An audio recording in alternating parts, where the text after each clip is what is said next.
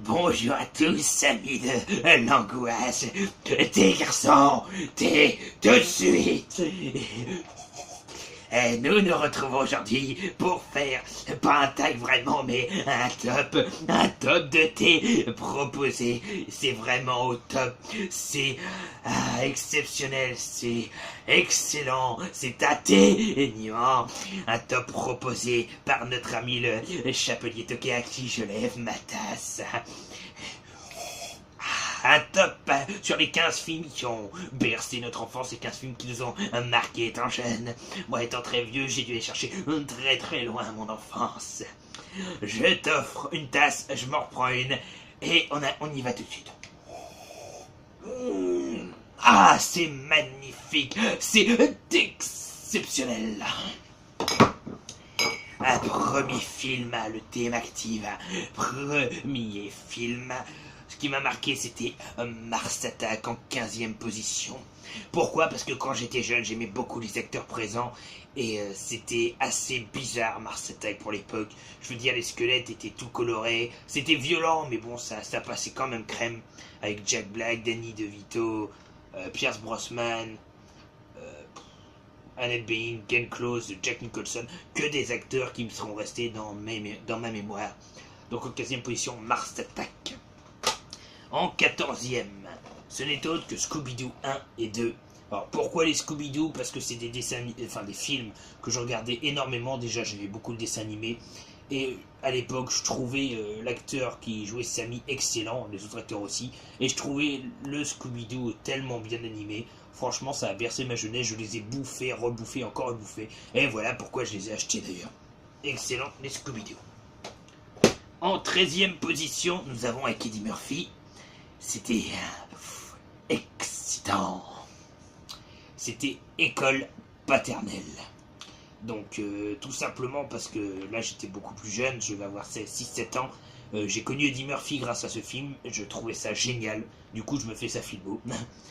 Et École paternelle, c'était vraiment une idée super où les petits gamins se faisaient garder par deux adultes, des hommes, donc dont Eddie Murphy, qui n'étaient pas très doués pour ça. Et on se tapait vraiment des barres, c'est vraiment pour moi une excellente comédie, École paternelle. En 12e, je dirais, position, L'étrange Noël de Monsieur Jack, donc présenté par un bon paquet, donc dédicace à toi le chapelier qui nous propose ce top, vu que je sais que c'est ton film préféré, avec Titanic. Na, na, na, na, na, na, na. Voilà, Titanic, Noël de Monsieur Jack. Allez-y, venez voir l'étrange, où on aime les démons et pas les anges. Nanana, venez visiter notre magnifique cité. Voilà. Donc l'étrange Noël de Monsieur Jack, tout simplement excellent. Fait par Tim Burton, donc le dessin animé que j'ai plus vu de Tim Burton, qui me faisait peur à l'époque. J'avais peur du tout début quand on voyait l'épouvantail qui se retournait avec le vent pour indiquer la ville. C'est la scène qui me faisait le plus flipper. Allez, chercher l'erreur. Ensuite, en 15, 14, 13, 12, 11e position, Scary Movie 3, parce que le Scary Movie, j'en ai surbouffé, mais celui-là, c'est vraiment celui que je voyais le plus, qui m'a fait connaître d'ailleurs l'acteur Leslie Nielsen, enfin, entre guillemets, que j'ai surkiffé ce film. J'ai connu Charlie Sheen aussi grâce à Scary Movie 3, et c'était vraiment super. J'ai adoré Scary Movie, c'est toute ma jeunesse. C'était vraiment très con pour l'époque.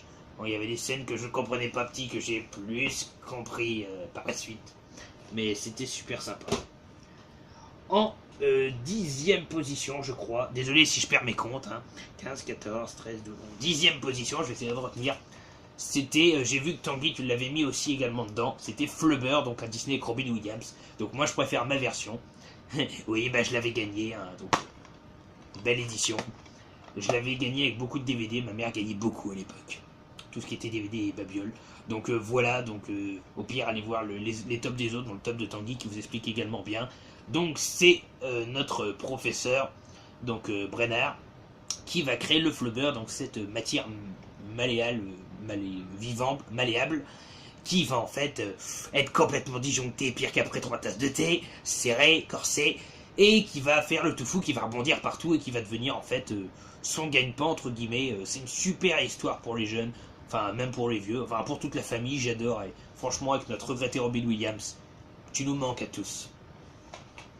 En 9ème position, car quand j'étais petit, j'en ai bouffé du Louis de Funès et j'adore ça d'ailleurs. Et j'en ai qu'un, c'est pour ça que j'ai présenté lui, malgré celui qui m'a le plus marqué, c'est L'aile ou la cuisse avec Coluche, que j'ai trouvé excellent. Là, c'était les aventures de Rabbi Jacob, donc que j'ai trouvé il n'y a pas longtemps que ma mère m'a acheté à Leclerc. Juste excellent avec des répliques cultes. Pivert, vous savez Pivert. Enfin, mais je ne suis pas le père d'un marié, marié noir. Enfin, Louis de Funès, vraiment un comique que je regrette également beaucoup comme Bourvil, qui m'ont fait passer des heures et des heures de fou rire. Et les aventures de Rabbi Jacob, c'est un vraiment de ses meilleurs, je trouve. En 8ème position, une comédie que je vois pas souvent, que je conseille à tout le monde d'acheter si vous la trouvez, qui est très très bonne, avec Nathan Lane et Lee Evans. Donc Lee Evans que vous pouvez voir aux côtés de Jackie Chan dans Le Médaillon, si je dis pas de bêtises, et qui est un acteur que j'ai particulièrement aimé. Vous le voyez également très brièvement dans comment ça s'appelle, Le 5e élément, avec Bruce Willis. C'est La Souris. Donc La Souris, une comédie que je conseille absolument à tout le monde de trouver, parce qu'elle est juste excellente, c'est à s'tordre de rire. Il y a des scènes vraiment bonnes et les acteurs sont super bons. En plus, il y a une très bonne morale à la fin, comme quoi il faut pas grand chose pour réussir. Et c'est vraiment un très très beau film à partager. Donc voilà, c'est juste magnifique. La souris, la souris toute mignonne. Donc celui-là, il aurait pu être beaucoup plus haut parce qu'il a bercé mon enfance, mais j'ai décidé de le mettre à 8ème position. En 7ème position. Et je perds mes boucles d'oreilles. Je vais pas être glamour sans. En 7ème position, y a-t-il un flic pour sauver l'humanité? Donc ça englobe pas forcément ce film, même si c'est celui que j'ai le plus vu, mais ça englobe tous les films Y a-t-il un flic? Parce que cette saga, mais elle m'a bercé mon enfance. Je les recherche tous, mais j'ai que celui-là, malheureusement. C'est juste super drôle, c'est génialissime. Bon, tout est à prendre au 4e, 5e, voire 666e degré. Mais avec Leslie Nielsen, je surkiffe ces films-là. Je m'éclate toujours autant les regardant, c'est vraiment génial. En 6ème position, je crois. 5, 4, 3, 2, 1, 0. En 6ème position, mon père m'avait fait découvrir ce film avec Danny DeVito et Matthew Broderick. Une comédie de Noël que j'avais trouvé juste excellente. À Noël, ils ne se feront pas de cadeaux. C'est voisin contre voisin. Donc c'est vraiment une comédie que j'ai vue et revue une fois que je l'ai vue, parce que c'était un des films que j'ai le plus vu étant jeune. J'ai vraiment adoré ce film, j'étais très content quand je l'ai trouvé dans mon coffret trilogie avec Miracle sur la 34e rue et La course aux jouets avec Schwarzenegger. Et franchement, ce film-là est génial. Voisin contre voisin, regardez-le. Tout le monde en fait des éloges, mais à juste titre. C'est une super comédie de Noël qui vous fera taper les barres. En 5ème position, le film sûrement le moins connu, enfin le moins connu par majorité d'entre vous. C'est un film que je vous conseille de trouver, même s'il n'est pas facile à trouver. Moi, je suis content de l'avoir trouvé au Troc de Lille. Et il marche, c'est surtout ça que je suis content. Tiré de la comédie T'as le bonjour d'Albert, enfin de la série animée par réalisée par Bill Cosby, je crois. C'est Le Gros Albert avec Kenan Thompson. Et ce film-là, je l'avais loué, mon père me l'avait loué, et j'avais adoré, et je l'avais jamais retrouvé, et coup de peau, je l'ai retrouvé au Troc de Lille, et c'est franchement une super comédie, un super film. Le Gros Albert, donc c'est en fait la série télé qui va arriver dans le monde réel. Et ça va être super top, franchement. Le Gros Albert, regardez-le, c'est juste super cool. Et pour finir, donc c'est les 4 que j'ai le plus vus dans ma jeunesse. En 4ème position du français, ce n'est autre que Le Grand Bazar avec Les Charlots. Donc ça doit être l'épisode des Charlots que j'ai le plus vu. Pareil, je recherche tous les Charlots. C'est vraiment excellent. Je préfère ça à Louis de Funès, c'est pour vous dire, malgré que Louis de Funès est excellent. Mais Les Charlots, ça a bercé mon enfance. C'est vraiment des comédies, mais un peu à la Leslie Nielsen pour les États-Unis. C'est énorme, c'est gros, même si c'est réaliste. Et franchement, c'est super cool. Donc Les Charlots, je vous conseille de trouver Les Charlots si vous êtes fan de bonnes comédies françaises. Et donc voilà la meilleure pour moi, Le Grand Bazar, où on peut voir d'ailleurs jouer dedans Michel Galabru et Michel Serrault d'ailleurs. Donc voilà. En 3ème position, on arrive dans le top 3. Un film qui a été présenté par Tanguy aussi. Bah oui, j'ai pas retenu tout le monde, mais je sais que tu as présenté. Un film qui a bercé mon enfance, qui est vraiment excellent. Des jouets qui s'animent. Vous avez sûrement, si vous avez vu la vidéo de Tanguy, compris de quoi je parle. C'est Small Soldiers.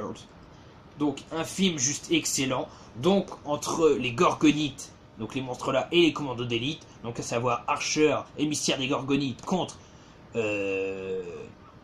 ah merde, alors comment il s'appelait lui, Archer contre Colonel, ah j'ai plus son nom, Chip Hazard, Chip Hazard, voilà c'est ça.